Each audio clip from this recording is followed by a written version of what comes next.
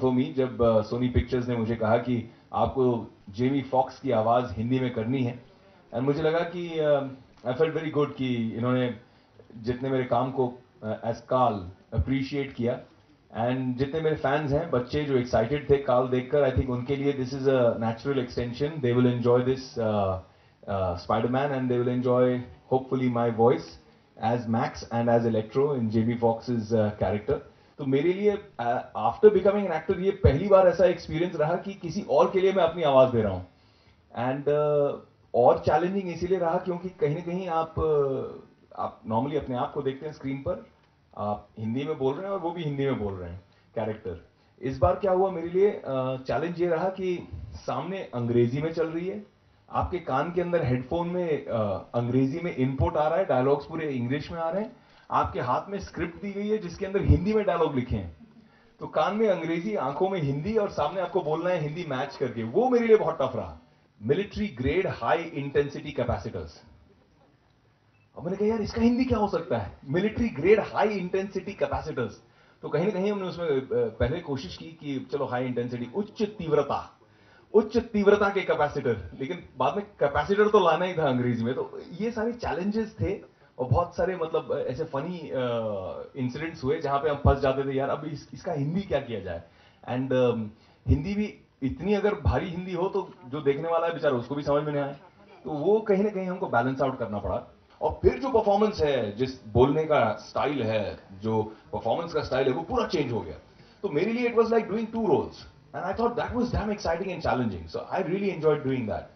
I think grey characters are more fun, and if you ask the girls also, they tell you bad boys are fun. Whether it's Hollywood or whether it's Bollywood or Tollywood or Collywood, Lollywood, wherever it is, if it's a good role, if it's a good film, I've always said that I'd love to be a part of it. If it's a challenge, if it's exciting to me, like this was a challenge, this was exciting to me. संपूर्ण मसाला film है, like how एक जमाने में Manmohan Desai picture होती थी. It's like that, yeah. It's like this superhero film which has every possible masala. I mean, there's incredible action. Right? No, so I was saying that they came up to me and they said, "Ki Spider-Man in the film in English teases Electro, तो छेड़ता है उसको because he's got a big sense of humor. So he keeps when he's fighting with him in the middle of the fights, वो उसको provoke करता है, ललकारता है. So just to irritate him, he calls him Sparkles.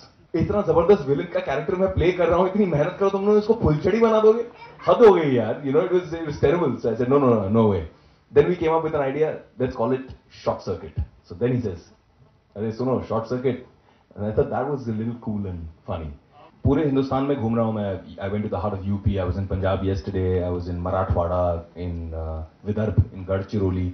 And वाकई में देश की हालत बहुत खराब है. बहुत सारी बेरोजगारी है. Youth is very disenchanted. Youth is very upset.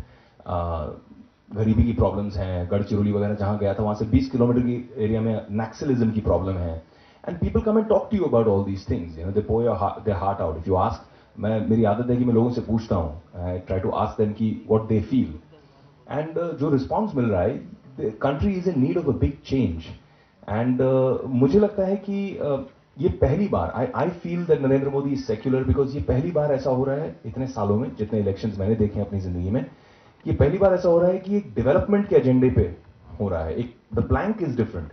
The plank is development. विकास के एजेंडा है और विकास का मुद्दा बनाया जा रहा है, डेवलपमेंट का मुद्दा बनाया जा रहा है. नहीं तो हमेशा धर्म का मुद्दा बनाया जाता है या किसी और चीज का मुद्दा बनाया जाता है, आरक्षण का मुद्दा बनाया जाता है.